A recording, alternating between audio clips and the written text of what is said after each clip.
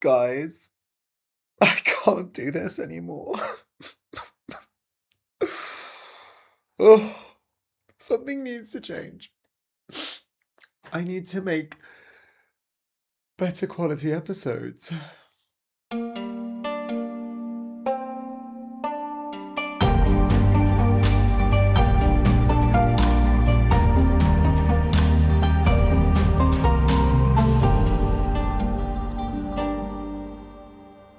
Hello, my lovely learners, and welcome to Easy Stories in English, the podcast that will take your English from okay to good and from good to great. I am Ariel Goodbody, your host for this show. In today's episode, I will tell you about some quite dramatic changes that are coming to the podcast. As always, the transcript and PDF are available at easystoriesinenglish.com, and you can find the link in the description. So yes, it's true. I can't keep going on making episodes like this, but before I reveal the shocking truth, I need to tell you the meaning of some words. So if you simply can't wait, just skip to the next chapter. Binge, B-I-N-G-E, means to consume a lot of one thing at one time, in one sitting. Traditionally, it refers to binge drinking, which is when you drink lots of alcohol in one go. It's quite common in the UK, especially at universities. But these days, binging often refers to watching TV shows or eating lots of food. For example, your favorite TV show might drop its new season all in one go, and you might binge all the episodes at once. This was a very popular form of releasing TV episodes years ago, before COVID. For example, when Orange is the New Black came out, people would binge the whole season. Personally, I'm not much of a binger myself, but I can play video games for hours if I'm not careful. A leap of faith is when you make a really big decision that could go really well or really badly. You're essentially leaping, jumping into the unknown. Moving to China was a big leap of faith for me, but fortunately, it is going very well. Watching paint dry isn't really an activity people do. That's the point. It's a phrase we use to talk about something hypothetical that is so boring. For example, you might say that studying English from a textbook is like watching paint dry, and I would agree with you because I think textbooks are a very boring way to learn. When you have a project on the back burner, it means you are not actively working on it. If you think about a hob in a kitchen, you have 4 burners, and you might put a saucepan on the back burner, simmering a sauce for like 40 minutes while you cook some onions, you fry some onions on the front burner. So the idea is often that we leave something on the back burner and come back to it later. I have a lot of things on the back burner in my creative life right now, but I'll get to that later. When we say that something sucks, we mean that it's really bad. And this is very colloquial language. It's specifically quite American. For example, I think that public transport in the UK sucks, at least outside of London, but the quality of dairy products, so milk and yogurt in China, also sucks. So, sucking is universal. Fortnight means 2 weeks. It literally comes from 14 nights. We use this in British English, but they don't use it in American English. So when they would say bi-weekly or once every 2 weeks, we would say fortnightly or once a fortnight. When something kicks in, usually a medicine, it starts being effective. For example, many painkillers, many medicines that reduce the level of pain, take about 30 minutes to kick in. We can also talk about an emotion kicking in. For example, in today's episode, I'm talking about fear kicking in, when suddenly fear rushes through your body, a bit like a medicine taking effect. Anodyne, Anodyne, which, by the way, is one of my favorite words, means boring, specifically in a way where something has been designed to be as inoffensive and bland as possible. These days, it feels like most media is made to either be really inflammatory, to offend as many people as possible, or to be completely anodyne, to be uninteresting and friendly to everyone. A lot of bad pop music is bad precisely because it's anodyne. And now with AI, anyone can pump out endless anodyne songs, stories, images, because AI literally just takes the soup of everything that exists and mixes it all together and creates very average anodyne work. An anecdote, Anecdote, is a story from real life. Anecdotes are usually quite short. It's usually observing a situation. We also talk about anecdotal evidence, which is when you don't have scientific studies about something, but lots of people talk about experiencing the same thing. And usually anecdotal evidence is what inspires scientists to study something in the first place. Finally, a preview is when you get to see a bit of something before it's released. Later on, I'll be giving you a preview of an upcoming episode, so look forward to that. All right, let's get into the episode. So I've been doing the podcasting thing for a while now, almost 8 years. When I started, I was just a newbie teacher taking my first steps of independence out in the world. I loved podcasts, I binged them for hours every day, and I was looking for a creative outlet, a way to share my writing, and so Easy Stories in English came together. I'm no longer that same shy 25-year-old. I've been through COVID, as we all have, had a rather complicated health and gender journey, and last year I moved halfway across the world to China. I'm not the only one who's changed. The podcast market, or content landscape, as people like to call it, is completely different now in 2026 than it was in 2019. I talked about binging your favorite shows before, but this is becoming less and less common worldwide.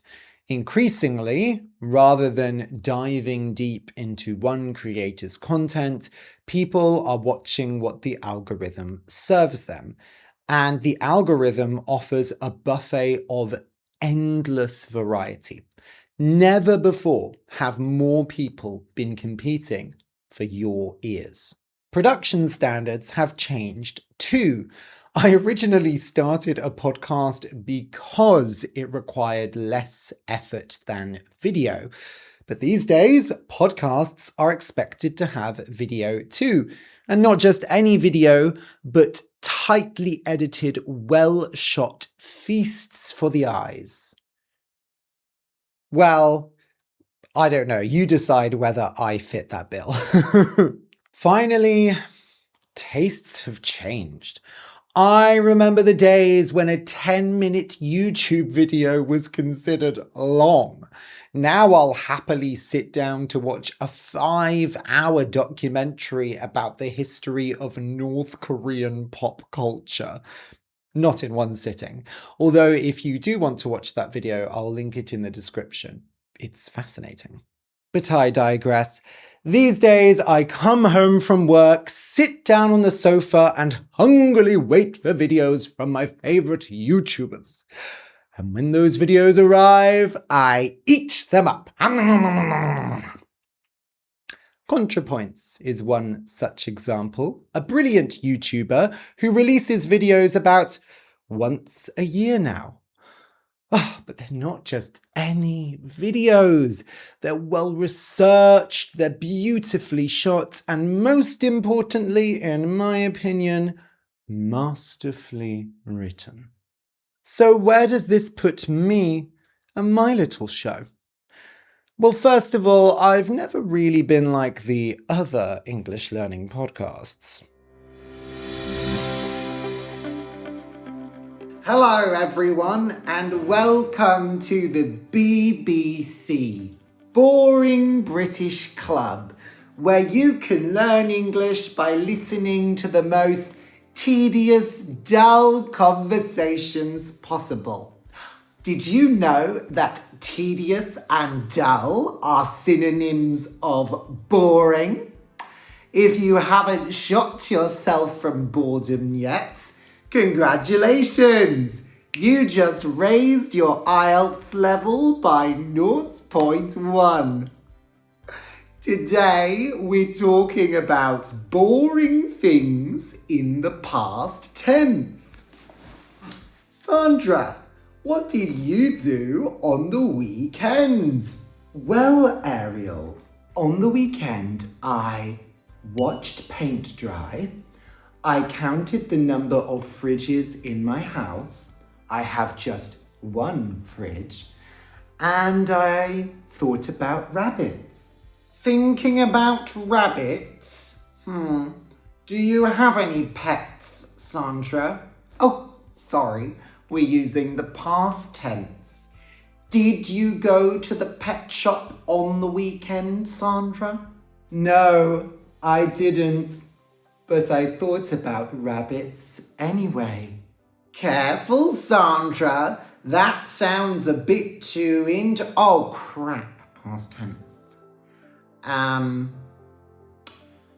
Sandra, I once thought about rabbits and it was very interesting, but I was part of a show called Boring British Club, which had only the dullest and most tedious conversations. And it was a bit too interesting, so I got into trouble. Did your boss tell you off in this story? It's not a story, Sandra. It's real. And yes, my boss told me off, and I almost lost my job. Well then, I suppose I should tell you about the other thing I did on the weekend. On the weekend, I looked for a new job. I wish they were like that. Unfortunately, they're more like 5 words for walking down the stairs. You know, not my thing. My thing is a bit more... We're learning English with their real good buddy. Woo! Woo! Woo! Learning English with their real good buddy. But as I've said, times are changing. And I'm kind of getting bored of my own style. For a long time now, I've been wanting to work on deeper projects, longer stories with music and sound effects, and just a general higher quality of production value. I've done some of these episodes in the past few years. The Juniper Tree, Hamburg, the City of Water, and Doing Evil are the 3 episodes that come to mind. But these took me a long time to make. The first 2 I did while I was working full-time on the podcast, And I started writing The Juniper Tree in October 2022, which means it took me almost 3 years to go from start to finish. And I work full time now. So if I started that episode now, I don't even know how long it would take. I've fallen into this pattern where I have these big, juicy projects on the back burner, but because I'm always rushing to get the next episode out on schedule, I can never finish them. Or, for example, when I'm going on a holiday, I don't want to be working, so I'm in this mad rush to batch a bunch of episodes before I go away, and I can just never take those things off the back burner. The Juniper Tree is not an exception. I have many projects, both episodes and other things related to the podcast, that I've been trying to do for years. It's not an exaggeration. The last straw for me, the thing that made me say, okay, enough is enough, was the Cambodia episode. Because the Cambodia episode sucked. Like, I'm sorry, it just sucked. It was bad. I only talked about Cambodia for half of the episode, and I didn't even go into the actually interesting stuff because I didn't want to cry. Honestly, it was emotionally, intellectually, and artistically lazy. So here's the deal. I need more time to work on episodes. That's it. That's the big leap of faith I've been building up to this whole time. Because here's the thing. In 2019, it made sense to do one episode a week because it was the era of quantity over quality. When I came back from my hiatus in 2022, it made sense to switch to once a fortnight for my own mental health. But now I really need to do something that I feel creatively proud of and that actually fits the content landscape. And that is bigger, juicier episodes, but fewer episodes. Really, the only reason I didn't do this before is I was scared. The longer you do one project online, the more fear kicks in because you have an audience now, and audiences have expectations.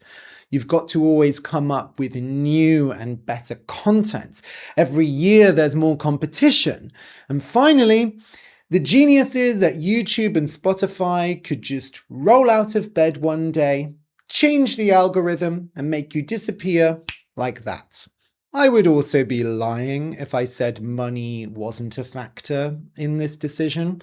When I was self-employed working on the podcast, I was terrified of making any changes that might affect my income. But now I have a full-time teaching job that leaves me very comfortable, so I have no reason not to experiment. Because I have big plans.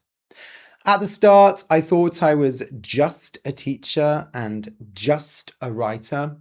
But over time, I began to realize, you know what? I'm not half bad at this voice acting thing. And now I'm like, screw it. Let's go for it. Music, sound effects, epic stories. So much content online is lazy, anodyne, simplistic.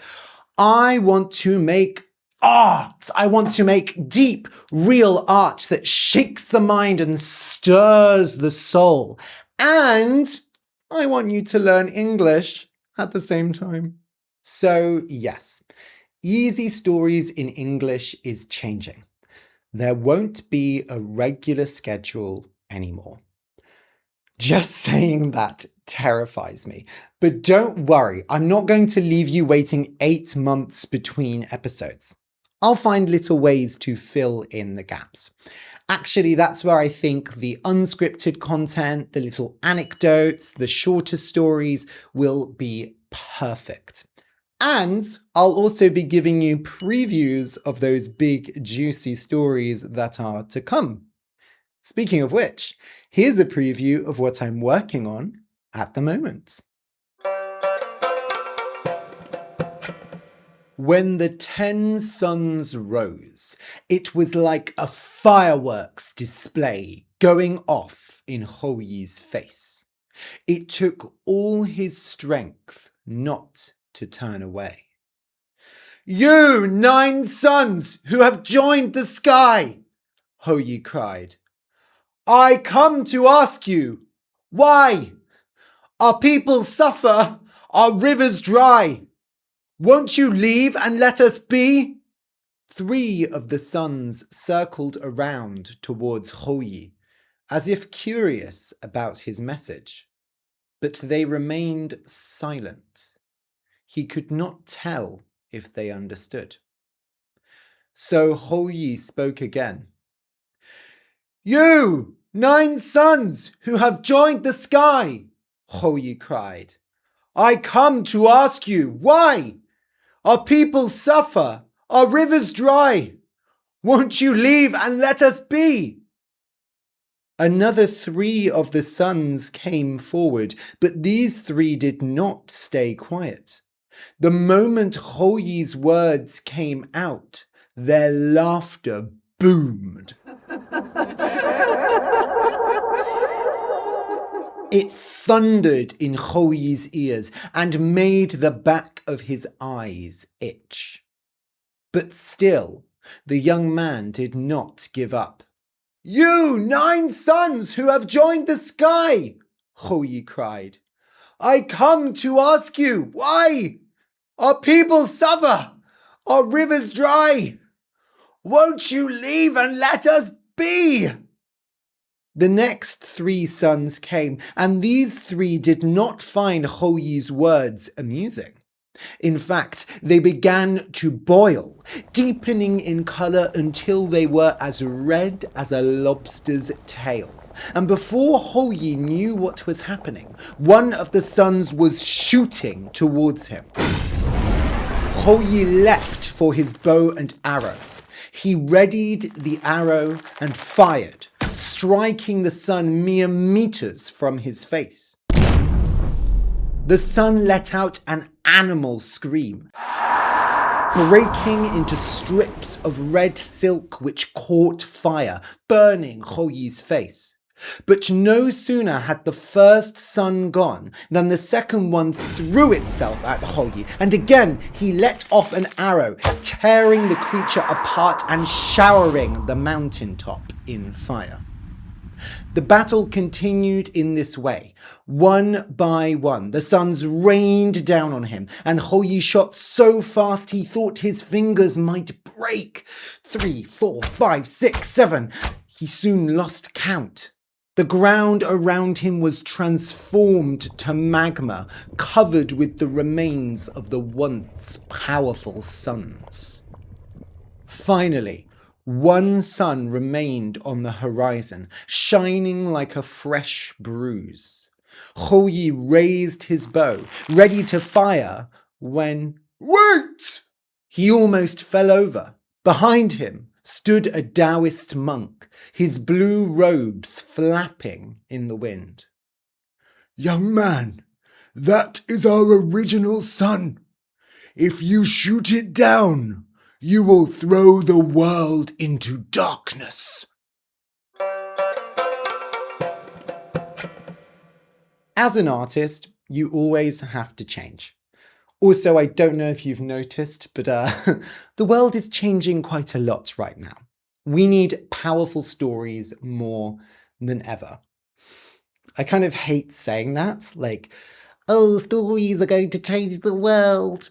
But it's kind of true. It's like when you learn a language and you say, oh, I'm learning English for travel or for work. But really, the biggest change that comes from learning a language is the deep connections you form because you were able to speak it. And that is something we simply cannot predict. So, before we finish, let's just recap all the new words I've taught you this episode. If you're new to the show, maybe this has inspired you to go back and binge all the previous episodes. And if you're a long-time listener, please support me in this leap of faith. You will have to wait more than a fortnight for the next episode. Hopefully it won't feel like watching paint dry. But if the loneliness starts to kick in, you can always follow me on social media where I'll be posting previews of upcoming episodes. Finally, if this idea sucks, if these bigger, juicier episodes end up being uninspired and anodyne, I guess I can always go back to telling little anecdotes from my everyday life. The only word I haven't used is on the back burner, which is fitting because things left on the back burner often get ignored. So, comment and let me know, what is one leap of faith you've been considering but have been too scared to make? Who knows, maybe I can help give you a little push. Thanks for listening, and may you learn English happily ever after. Bye!